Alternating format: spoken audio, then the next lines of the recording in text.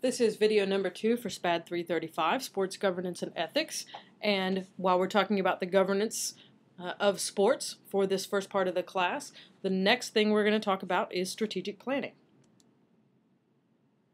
When we talk about planning, what most people think of are short-term and long-term plans. So for short-term planning, we're going to say that's anywhere from 1 to 3 years, is generally what people think of with short-term.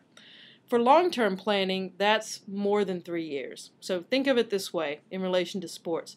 Long-term planning, the World Cup just awarded Qatar the 2022 World Cup. So they have 12 years, a lot of long-term planning, a lot of building of facilities that's going to take place with that. For short-term planning, once they get closer to that event, again, inside 3 years, there will be a number of what we call test events. They will run through the facilities and what they can do. In the way they will do this is hosting smaller scale events, or maybe it's not even smaller scale in the sense of the number of people in the stadium, but smaller scale in prestige and the number of teams participating. So they'll have test events where they will test out the facility. They will be able to see what's going to happen. They will plan for those also, but that doesn't require the extensive length and amount of planning that you're going to have with something like planning for the actual 2022 World Cup. With long-term planning, you're going to have standing plans. Let's take, for example, a facility.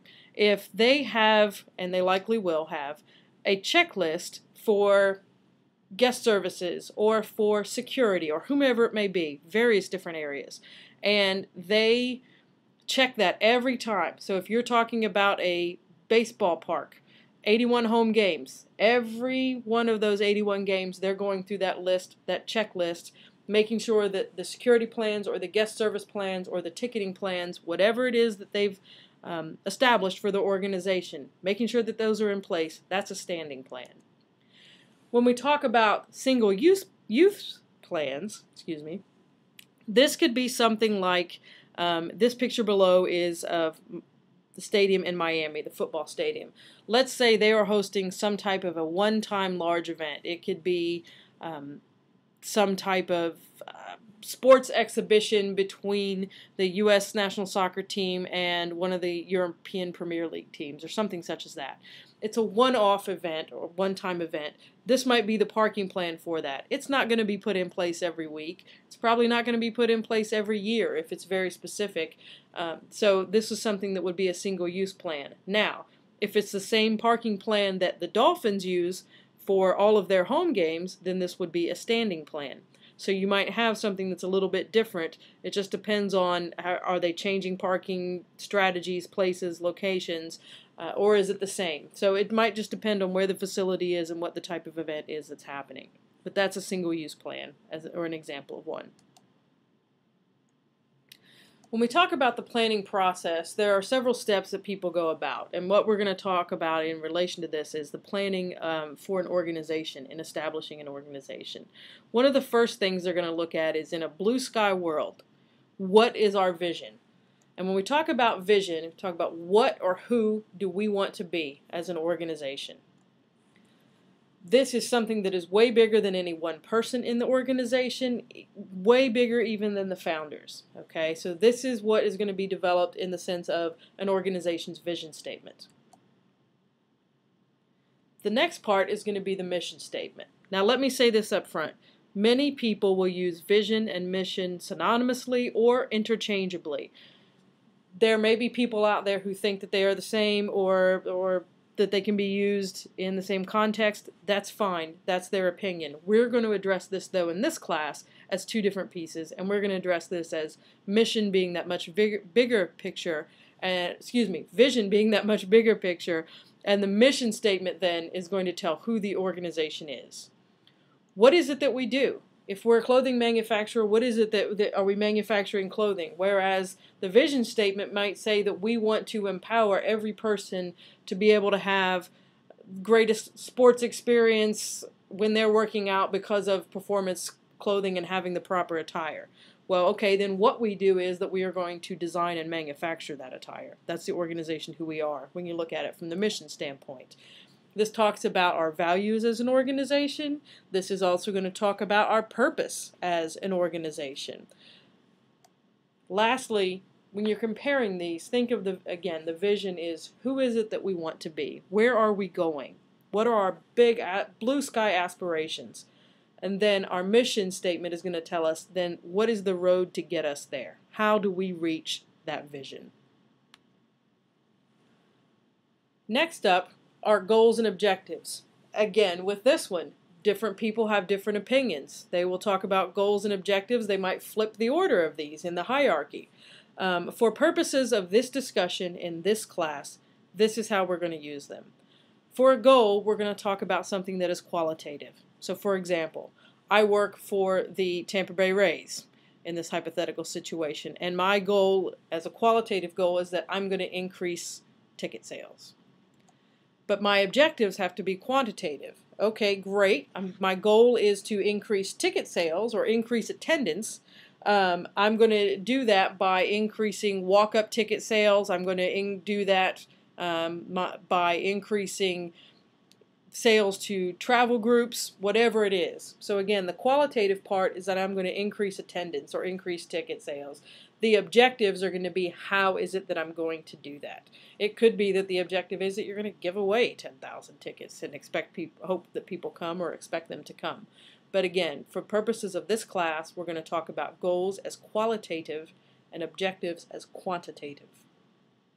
The next steps in this process are going to deal with tactics. What are the specific actions that a person is going to take in order to increase that attendance and in order to get more walk-up sales? What is it that they're going to do? Are they going to add more promotions to their event? Are they going to add more billboards, more online networking opportunities in social networks? What are the specific actions that they are going to take? Similar to what a sports team would take on the field. Tactics. The role is who's going to do that. So is it the marketing department who is going to work with social media to make sure those get out there? Is it the marketing team interns who are going to put on the promotions? Who is it that is going to do each one of these specific things? Is it that you're going to have a sponsor help with those promotions? Whatever it is, each person has a role, just as each person has a role on a field hockey team, as in this picture, or a soccer team, or a basketball team, or whatever it might be. So that kind of sums up as far as what those pieces are. Now the last piece to that we didn't have a slide for is going to be the evaluation of it. So when you have those specific goals and objectives, tactics and roles, somebody needs to evaluate them. Did you actually meet those targets that you set? When we talk about an organization and how it's set up or organized, although I hate defining something with a word with itself, an organization, when it is organized, it breaks up the work and doles it out to individuals. One person cannot do everything. Think of something like a major D1 BCS athletic department. There are most likely well over 300 people in that organization. Not everybody can do everything associated with that athletic department. Now, org charts can be divided into various ways, and if you have specific questions about these, please bring them up in class if you don't understand what the explanation is for any or all of these org charts. They can be divided by internal department, by business function, by strategic business unit, by geographic region, or by some mix of criteria that's happening. Decision making. Okay, there are various types of things that people will talk about with decision making, and sometimes they'll talk about different decision making models. While I do understand this from an intellectual standpoint, from an academic standpoint, sometimes I think there's too much put on it on paper where I'm not sure that people go through every single one of those steps, or maybe they do, but not in a calculated and definitive way, that they're writing every single thing down. One of the first things in any decision-making process is identify the real problem.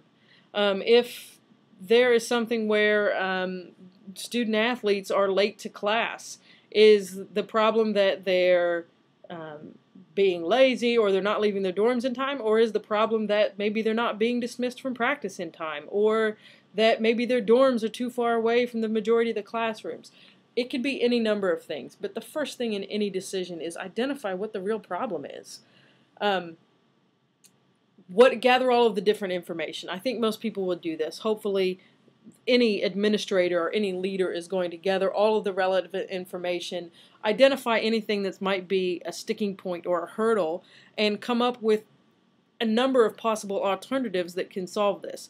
As I've mentioned in class, in many classes that I teach, there is rarely one best answer for something. Sometimes it's based on the criteria that's given. There might be 3 different options. One might be better in situation A, one is better in situation B, and one is better in situation C. And who knows what those situations entail. It could be about money, it could be about the time and date on the calendar. Different things come up that make different solutions better depending on what else is identified in the problem. But the idea is to try to brainstorm many alternatives. Obviously, examining the pros and cons of each decision, I think a lot of people do that, but I think they do that in their head. There are a lot of people who will make lists, and I think maybe that's more from a personal life decision, whether to take a certain job, whether to go ahead and enroll in graduate school, or whatever it might be. So again, I'm not saying that people don't weigh the pros and cons in their decision making when they're in a professional world, but I'm just not sure how much it's done on paper. Hopefully you find a great mentor who does that and it gets you on that task, and that's fabulous, but don't expect to see it everywhere that you go. Now, one piece with decision making, and one thing that I actually do really enjoy is and think that is useful when teaching things about decision making, is what's called the SLEEP principle. And this is an acronym. And this is when you're looking at a decision, no matter what it is, that you're weighing it by looking at it in 6 different areas. First of all, you're going to look at the social implications. So let's say that you have a student athlete who's been arrested for some alleged law-breaking incident. Okay, what are the social ramifications of letting this person play in the next game? What are you saying to society in general about whatever issue it is that this student is alleged to have been involved with? So you're looking at the social implications for the decision that you make of whether to let him or her play or not play. What are the legal ramifications? In a society where everyone is innocent until proven guilty, is it okay to say this person has to sit out a game? Are you making a prejudgment on that without having found out all of the information, or without letting that person have his or her day in court? In addition to looking at the legal implications, think about the economic implications. What if this person is a major star on the university team? The economic implications could be that people won't come to that game because they wanted to see him or her play, or any future games that athlete may be suspended for. It could be that there's a donor who now will not give, or any number of situations that can come up as far as looking at the economic pieces of this, especially when a university is trying to maximize revenue opportunity, but they're also trying to make the decision that best fits what they think is right in regards to that situation. What are the ethical implications? This is a huge one. So if this person was involved in something illegal, or allegedly, so ethically are you saying, well, this will not be tolerated and it is not right, whatever it happens to be. But on the other hand, if you allow them to play, you're making the ethical statement also that a person is innocent until proven guilty. So there are various implications with that. The P stands for political.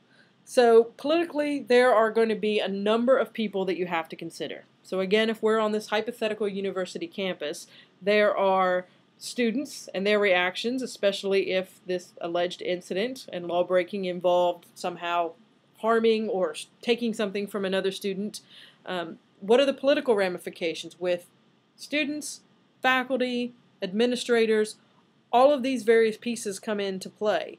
There might be public statements about it also in the community, especially because universities generally are big pieces of whatever community they exist in. And the last one is educational. So you have to consider what are the educational considerations as far as this. So if you allow someone to play, It certainly is going to make a statement that maybe athletics are a bigger deal than education, and maybe athletics are the primary reason that they're there. But if you don't allow that person to play, so you say that, all right, athletics is not above the law, we're going to use this as a teachable moment, so to speak, for other student athletes, and teach them about, first of all, trying to avoid this situation, but second, what are the ramifications if they wind up in a situation like this? So I really do enjoy, and I just love this decision-making model, because it sparks a lot of discussion in class also when we talk about this, because again, rarely in situations is there one tried and true, cut, clear, right answer. So when you're looking at decisions, especially from a sports organization, and if you look at, let's say, a major college athletic situation or a pro sports athletic situation, look at the decisions that someone has made. Whether it was to suspend a player or to not suspend a player or a coach, whatever it might be, look at the decision again and go back through it using this SLEEP principle and analyze what are the various aspects with each one of these 6 things. So that is video 2 for sports governance and ethics, and we will discuss this in class if you have any questions. If not, it will be a group project work day, and we will move forward from there. I will see you in class tomorrow.